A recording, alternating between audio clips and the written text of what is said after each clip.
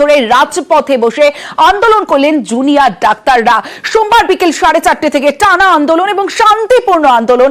অবশেষে নমনীয় পুলিশ অবশেষে, কারণ তারা ব্যারিকেড খুলে দেয়, শিকল খুলে ব্যারিকেড তুলে জায়গা দিল পুলিশ। ফিয়ার্স লেন থেকে এগিয়ে যায় জুনিয়র চিকিৎসকরা, পৌঁছন লালবাজারে।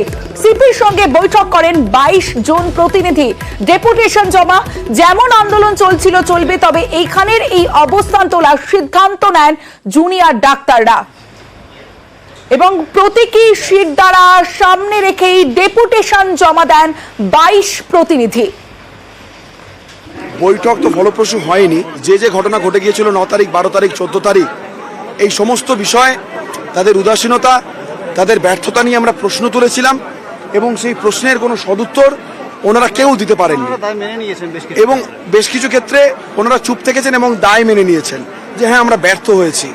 তাই আমরা আমাদের ওই যে স্পাইনটা নিয়ে গেছিলাম ওটা ওখানে রেখে ওনাদেরকে দিয়ে আমরা চলে আসি। আমাদের অবস্থান বিক্ষোভ এই মুহূর্তে উঠে যাচ্ছে, কিন্তু ন্যায় বিচারের যে আন্দোলন, সেই আন্দোলন 5 দফা দাবিতে যে আমাদের আন্দোলন, সেই আন্দোলন কিন্তু চলছে, এখনো চলবে। এবং আগামীকাল 4 তারিখ রাত 9টায় সমগ্র রাজ্যবাসী তথা দেশবাসীকে অনুরোধ করছি, আপনারা ঘরের আলো বন্ধ করে মোমবাতি নিয়ে, প্রদীপ নিয়ে বাড়িতে বা রাস্তায় আসুন এবং রাস্তায় নেমে মানববন্ধন তৈরি করুন। আজকে আমরা এখান থেকে উইথড্র করছি, কিন্তু 5 দফা দাবিতে আমাদের যে আন্দোলন ছিল, সেই 5 দফা দাবিতে আমাদের আন্দোলন চলছে। আমরা কালকে আমাদের যে পরবর্তী কর্মসূচি আছে, বিচার পেতে আলোর পথে। 5 তারিখে যেহেতু সুপ্রিম কোর্টের হিয়ারিং আছে, তাই আমরা সাধারণ মানুষের কাছে আপিল করছি, আমাদের চোখ যেমন 5 তারিখের দিকে থাকবে, অভয়ার চোখ থাকবে 4 তারিখ আমার আপনার সবার দিকে। 4 তারিখ রাত্রি 9টার সময় আপনারা লাইট বন্ধ করুন এবং বাড়ির বাইরে বেরিয়ে আসুন। ঠিক 9টার সময় বন্ধ করুন এবং বাড়ির বাইরে বেরিয়ে আসুন। আপনারা আপনাদের মতন করে, নিজেদের মতন করে মানববন্ধন করুন, মোমবাতি জ্বালান, প্রদীপ জ্বালান, জ্বালিয়ে অভয়ের বিচারের দাবিতে সুরকে আরো ত্বরান্বিত করুন। ফিয়ার্স লেনের যে অবস্থান, সেই অবস্থান তুললেও আন্দোলন তারা জারি রাখবেন, এমনটাই জানিয়েছেন জুনিয়র চিকিৎসকরা। সরাসরি চলে যাব, ইরন রয়েছে আমার সঙ্গে, ইরনের সঙ্গে কথা বলবো। ইরন, আন্দোলন তো তারা চালিয়ে যাবেন, এই যে আন্দোলন চালিয়ে যাবেন, তার রূপরেখা, পরবর্তী রূপরেখা ঠিক কি হতে চলেছে?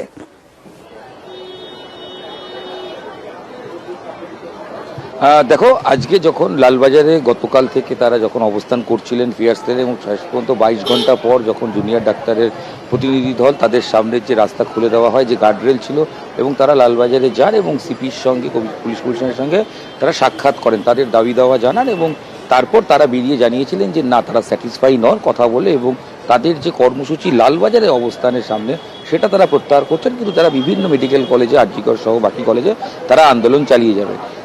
তারপরই তারা যেটা সিদ্ধান্ত নিয়েছেন, আগামীকালে তাদের একটি বিশেষ কর্মসূচি রয়েছে এবং আগামীকাল রাত 9টা থেকে রাজ্যের সমস্ত মানুষের কাছে আহ্বান জানানো হচ্ছে ডাক্তার প্রতিনিধিদের পক্ষ থেকে, এই জুনিয়র ফ্রন্টের পক্ষ থেকে, যে বিচার পেতে আলোর পথে আগামীকাল রাত 9টায় যে যেখানে আছেন, যে যার বাড়িতে আলো নিভিয়ে আপনারা বেরিয়ে আসুন, রাস্তায় বেরিয়ে আসুন, মোমবাতি, প্রদীপ সেটা হাতে নিয়ে দাঁড়ান এবং রাত 9টা থেকেই মানুষ দাঁড়ান, মানববন্ধন হোক, সেটা রাত 9টা থেকে বিচার পেতে আলোর পথে এই কর্মসূচির ডাক তারা দিচ্ছেন। পাশাপাশি তাদের যে অবস্থান, সেই অবস্থান তারা এই মুহূর্তে চলছেও এবং তারা এটা চালিয়ে যাবেন। এবং 5 তারিখ সুপ্রিম কোর্টের হিয়ারিং রয়েছে, সেদিকেও তারা তাকিয়ে থাকছেন।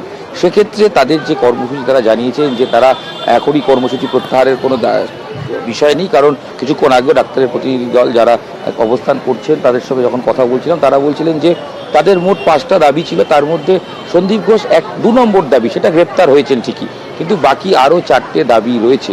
সেই দাবিগুলো বিষয়ে তারা এখনও অনড় এবং সেই দাবি যতক্ষণ না পাচ্ছেন তারা কিন্তু এই মুহূর্তে তারা চালিয়ে যাবেন এই অবস্থান। এবং ডাক্তারের প্রতিনিধি দলে যারা রয়েছেন, আমি এরকম একজনের সাথে একটু কথা বলার চেষ্টা করি। আমি একটা জিনিস জিজ্ঞেস করব, সেটা হচ্ছে যে বিচার পেতে আলোর পথে আগামীকাল কর্মসূচি আছে, এছাড়াও আপনারা যে ডাক্তার পুলিশের সঙ্গে কথা বললেন, কমিশনারের সঙ্গে, কিন্তু স্যাটিসফাই নন, কি হল আন্দোলনের রূপরেখা বা আপনাদের এই কর্মসূচি কিভাবে এগোচ্ছে? আমাদের যে আন্দোলন, সেটায় সিপি রেজিগনেশন ও 5টা দাবির মধ্যে একটা দাবি ছিল সন্দীপ ঘোষের সাসপেনশন, সেটা আজকে হয়ে গেছে, একটা দাবি আমাদের পূরণ হয়েছে। সিপি রেজিগনেশন দাবি ছিল, সেটা সিপি মানেননি। আমরা আশা রাখবো যে প্রশাসন তাকে সরিয়ে দেবে আমাদের দাবি মেনে, সেটা আমরা আশা রাখছি। কিন্তু মূল দাবি যে ন্যায় বিচার, সেই জন্য 5 তারিখ সুপ্রিম কোর্টের বিচার, তার আগে আমাদের কালকে সবার নজর থাকবে এই অনুষ্ঠানটির দিকে 9টার সময়। গ্রাম বাংলার সমস্ত মানুষকে আমরা অনুরোধ করছি, ঠিক রাত 9টায় লাইট বন্ধ করুন, বাড়িতে রাস্তায় নেমে আসুন, মোমবাতি প্রদীপ জ্বালান।